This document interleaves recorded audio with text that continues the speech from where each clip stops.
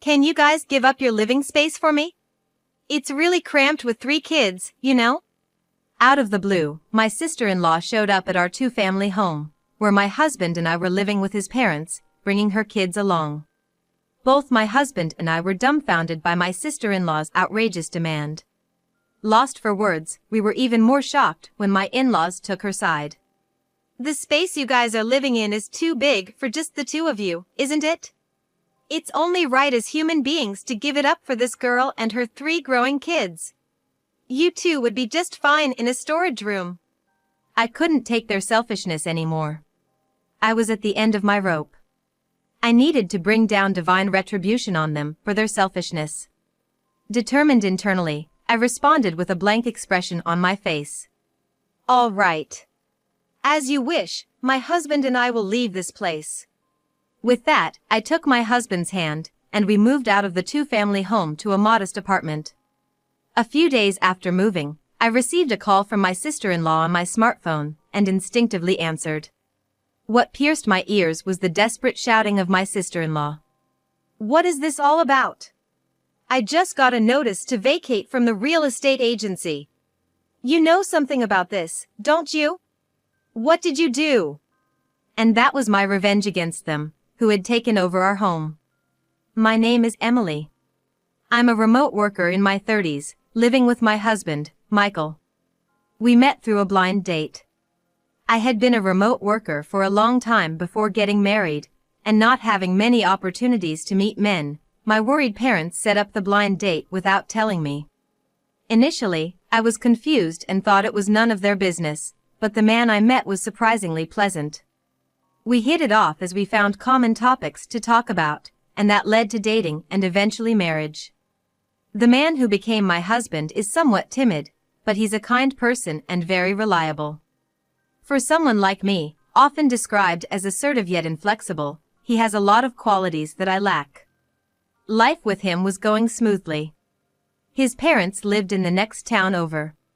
We weren't living together, but we had a good relationship, occasionally staying in touch and being invited to their house. A few years into our marriage, my mother-in-law started suggesting that we live together. We're getting on in years, and when I think about the future, I get anxious. Hey, if it's not too much trouble, would you like to live together? She said it lightly, without pressuring us, but the in-laws started bringing up the topic of living together more frequently. I understood their concerns about living alone at an old age, and thought living with them might be a good idea since we had a good relationship. However, my husband seemed to have some reservations. Michael, are you against living with your parents? No, I think it should be fine. His indecisive attitude was typical, so I didn't think much of it. Little did I know that this would lead to such a catastrophe. One day, while living a peaceful life, tragedy struck. My parents were involved in a car accident and passed away suddenly. The suddenness of it all left me in a daze. Being an only child, with no close cousins or relatives to rely on, I had no time to grieve as I had to arrange the funeral and deal with other matters. My grandparents had already passed away, so I inherited all of my parents' assets, including a significant amount of money, as well as their house and land. However, I couldn't bring myself to be happy about it due to the grief of losing my parents and the busyness of handling their affairs. My kind husband supported me through it all, staying by my side. And my in-laws also empathized with me, as I couldn't easily express my feelings. Emily, it's okay to cry when you're sad. You suddenly lost your parents, and it's natural to be sad. There's a lot to do, I know, but you need to accept your feelings first. Hearing my mother-in-law say this made me realize that I hadn't cried since my parents passed away. And finally, I was able to cry my heart out. After my parents' funeral and settling the inheritance matters, my in-laws started to visit our house more frequently and bring us gifts. If it bothers you, feel free to tell us, okay? My mother-in-law said this with a wry smile, but I felt truly saved by the presence of my caring in-laws. Gradually, I came to think of them almost like my own parents. Then one day, as usual, while having tea and chatting at our house, My mother-in-law brought up the topic of living together again after a long time. Hey, about living together, even though you have Michael, you must feel lonely without your parents, Emily. Would you seriously consider living with us? We really want to live with you and Michael. Of course, it's fine if you want to wait until you're ready, but could you start thinking seriously about it? Their earnest proposal warmed my heart. After they left, I consulted with my husband who had just returned from work. Your parents suggested living together again. I have to deal with my parents' house anyway, and I was thinking that maybe it's a good opportunity to start living together in a new house built for us all. What do you think, Michael? Well, yeah, I'm sure it will be fine. Let's do it. My husband seemed a bit concerned about something, but in the end, he accepted my wish. From there, we conveyed our willingness to live together to my in-laws and started preparations for it. The house I inherited from my parents was old and had concerns regarding earthquake resistance, so we decided to demolish it and build a new duplex for us to live together with my in-laws on the same land. It cost a considerable amount to demolish the old house and build the new one, but fortunately, we were able to cover the costs with the inheritance left by my parents. A few months later, a new duplex registered in my name was completed. My in-laws liked the new house, and I felt relieved and started our new life living together with a fresh mind. At first, living together with my in-laws went smoothly. However, gradually, I started to feel a coldness in their attitude toward us. Hey Emily, don't vacuum at such a late hour. It's incredibly noisy. You're home all day, you can clean any time. You need to be more considerate of us in your daily life. At first, it was mostly comments about our different living rhythms and noise, but gradually, they started to make more and more critical remarks about household chores. It was nice of you to invite us to dinner, but this food, it's quite plain, isn't it? Could you make something more extravagant next time? Are you lacking in hospitality? I wonder what kind of education your parents gave you. Their cold words pierced through my heart. However, I thought it was due to my own immaturity. They must be scolding me for my own good. I decided to bear it and accept their harsh words. Even so, their sudden change from being kind and warm to this cold attitude gradually started to bring me down. When I vented to my husband, it seemed like he had an idea what was going on. So that's what's happening. No, Emily, it's not your fault. You're doing your best managing the house while working, and you're the ideal wife for me. So, don't let anything they say bother you, okay? My husband's smile and kind words healed my wounded heart a bit. However, he also seemed to find it difficult to speak up or go against his parents, so the fundamental issues remained unresolved. Gradually, the mistreatment from my in-laws escalated from words and attitudes to financial matters. They stopped contributing to the living expenses and utility bills that we used to split. You and Michael are both working, so you have money. It's outrageous for you to ask us, who are living on our pensions, to pay. Don't you think it's cruel? When did you become such an unfilial child? With such accusations thrown at us, we had no choice but to bear the financial burden for my in-laws as well. Then one day, a shocking incident occurred. My husband cheated on me, so I divorced him. So let us live here with you. My sister-in-law barged into our house saying this, bringing her 3 young children with her. My husband and I were perplexed, but my in-laws welcomed them with open arms. This is your home too, there's no way we'd refuse. We're actually thrilled to live with our grandchildren. That husband of yours was terrible for cheating. You must be exhausted. Come in and rest first. Yay, thank you. Excuse us for intruding. Despite living under the same roof, my husband and I weren't even asked when my in-laws decided to happily invite my sisters-in-law and their kids to stay. If it were just a short visit, that'd be one thing, but to move them in without asking us. I just couldn't wrap my head around it. Feeling uneasy, I cautiously approached my mother-in-law to talk. This sudden decision to live together with my sister-in-law and her kids, it's a bit. Upon hearing this, My mother-in-law looked like she took it as me being against living with my sister-in-law. Glaring at me with a stern look, she retorted in a cold voice. What? Are you saying she should be left to wander the streets after her husband left her? Even with her young kids? I can't believe how cold-hearted you can be. Are you even human? She spat out these words. Panicking, I tried to explain myself, but she was having none of it. No, that's not what I meant. If we are going to live together, I wish you would have asked for our consent. What's the difference? You just don't want to live with them, that's clear. Besides, they are going to live in our part of the house, so we don't need your agreement. Just mind your own business. Saying that, she firmly shut the door leading to my in-laws' living space, leaving me standing there utterly flabbergasted. I was left feeling stunned by the irrational behavior and justifications of my sister-in-law and in-laws. Living with my sister-in-law and her kids, which started so abruptly, was frankly a nightmare.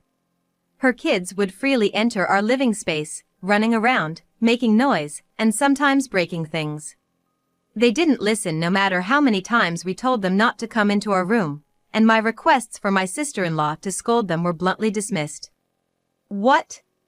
Can you not interfere in my family's matters? And don't you dare scold my kids. It's not that I'm scolding them, I just want them to learn some basic manners, like not going into other people's living spaces carelessly, and not making noise in someone else's house. That's rich coming from you. Living in this house, thanks to Mom and Dad, and now acting all high and mighty. With her face turning red with anger, she shut the door leading to my in-laws' space once again.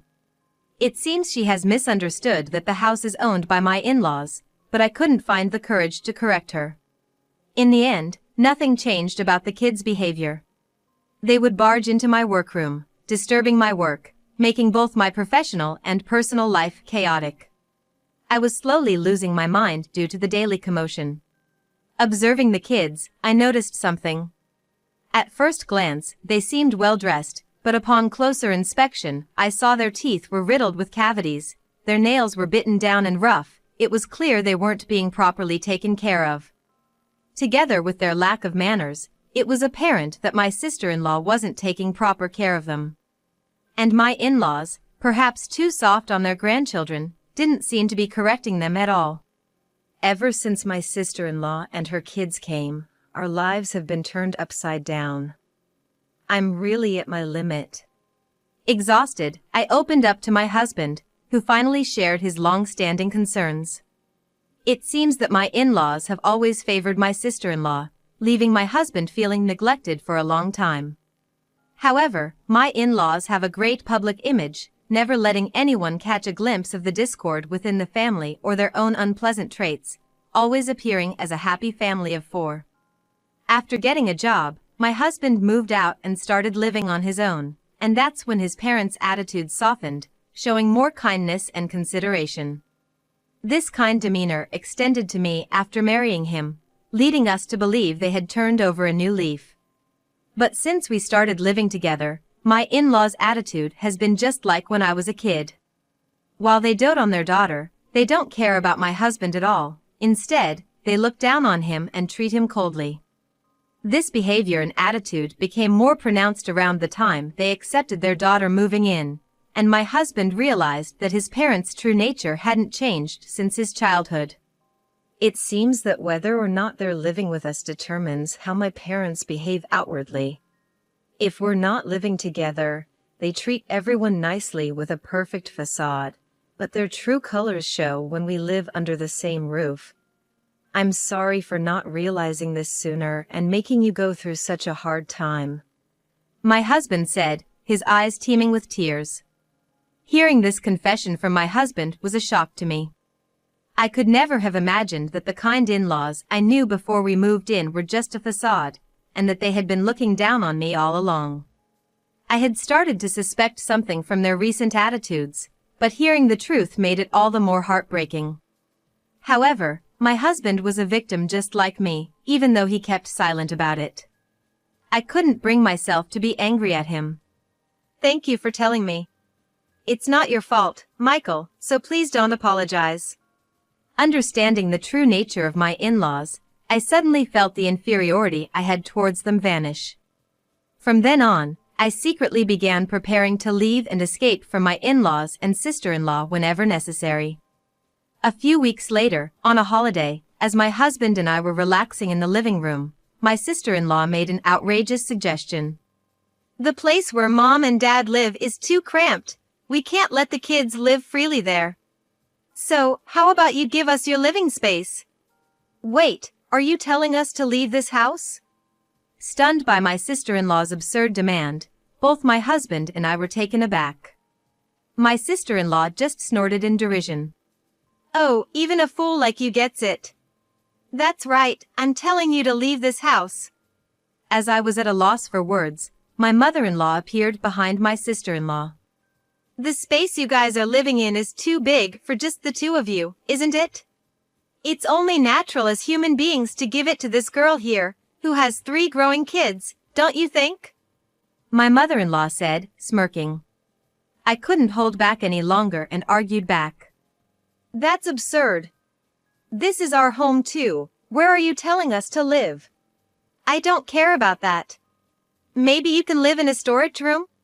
That would be perfect for just the two of you," my mother-in-law said dismissively, while my sister-in-law eagerly agreed. I felt my patience snap at their audacity.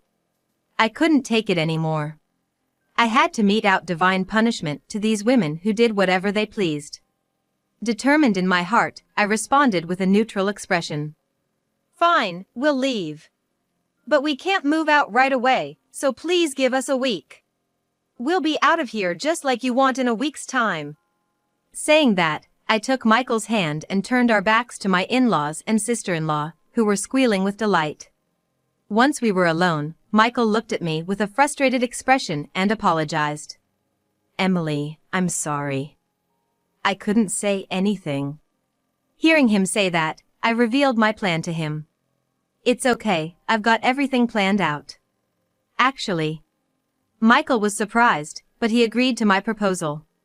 We then proceeded with our moving preparations, and a week later, we faced my in-laws for the last time.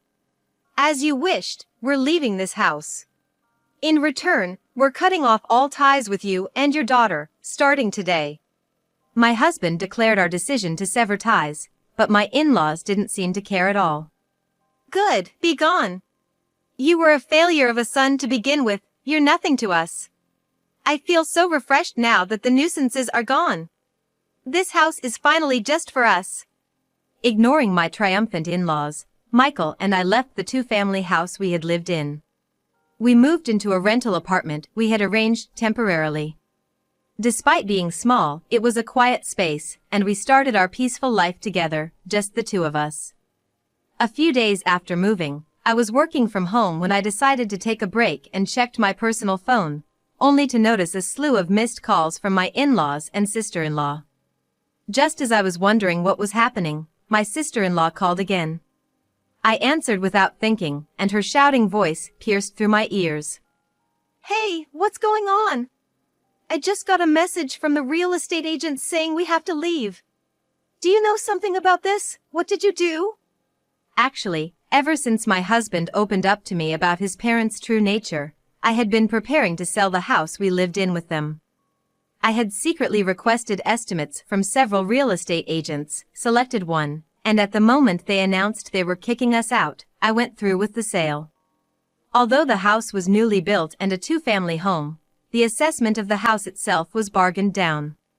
However, the land was prime real estate, so we were able to get a decent amount for it. So, I was able to let go of the land and the two-family home that I inherited from my parents, and recoup a considerable amount of money. That's outrageous. This house belongs to Mom and Dad, right? It's ridiculous that you could sell it on your own. To my sister-in-law, who seemed to be under the mistaken impression that the house was in her parents' name, I told the truth. No.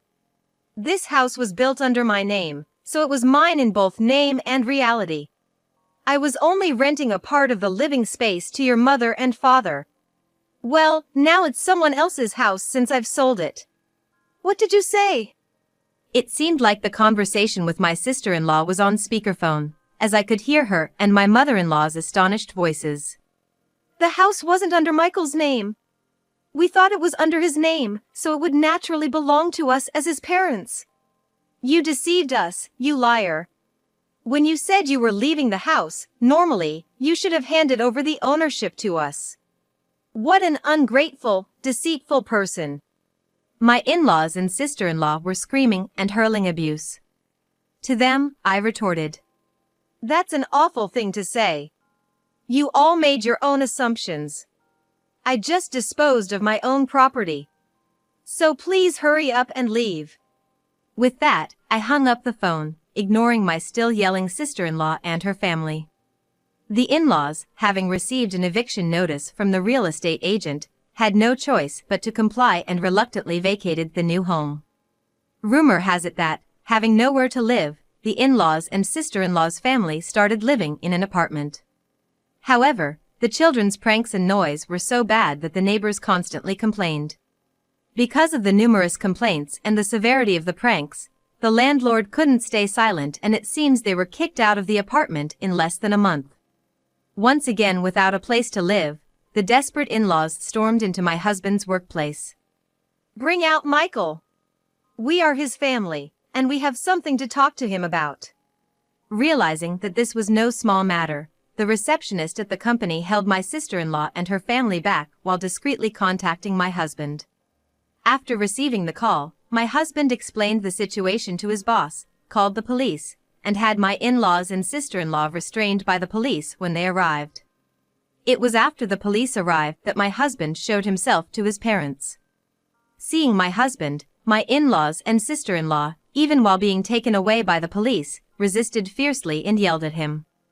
You ungrateful brat! Because of you, we lost our home. Take responsibility. And calling the police, are you out of your mind?